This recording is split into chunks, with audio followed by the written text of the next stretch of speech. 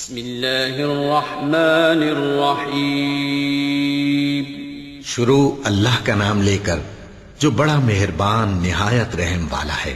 فجر کی قسم اور 10 راتوں کی اور جفت اور طاق کی اور رات کی جب رخصت ہونے لگے، اور بے شک یہ چیزیں عقل مندوں کے نزدیک قسم کھانے کے لائق ہیں، اس بات پر کہ کافروں کو ضرور عذاب ہوگا۔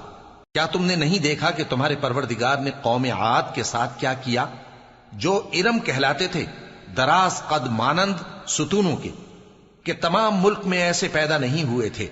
اور سمود کے ساتھ کیا کیا، جو وادی قرا میں چٹانیں تراشتے تھے؟ اور فرعون کے ساتھ کیا کیا، جو خیمے اور میخیں رکھتا تھا؟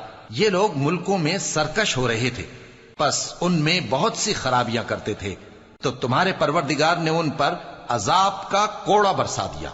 بے شک تمہارا پروردگار طاق میں ہے۔ مگر انسان عجیب مخلوق ہے کہ جب اس کا پروردگار اس کو آزماتا ہے کہ اسے عزت دیتا اور نعمت بخشتا ہے تو کہتا ہے کہ میرے پروردگار نے مجھے عزت بخشی، اور جب دوسری طرح آزماتا ہے کہ اس پر روزی تنگ کر دیتا ہے تو کہتا ہے کہ میرے پروردگار نے مجھے ذلیل کیا۔ یوں نہیں، بلکہ تم لوگ یتیم کی خاطر نہیں کرتے، اور نہ مسکین کو کھانا کھلانے کی ترغیب دیتے ہو، اور میراث کے مال کو سمیٹ کر کھا جاتے ہو، اور مال کو بہت ہی عزیز رکھتے ہو۔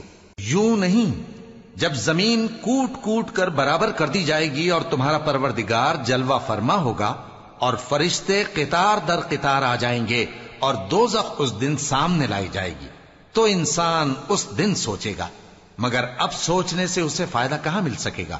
کہے گا کاش میں نے اپنی اس زندگی کے لیے کچھ آگے بھیجا ہوتا، تو اس دن نہ کوئی اللہ کے عذاب کی طرح کا عذاب دے گا اور نہ کوئی اس کے جکڑنے کی طرح جکڑے گا۔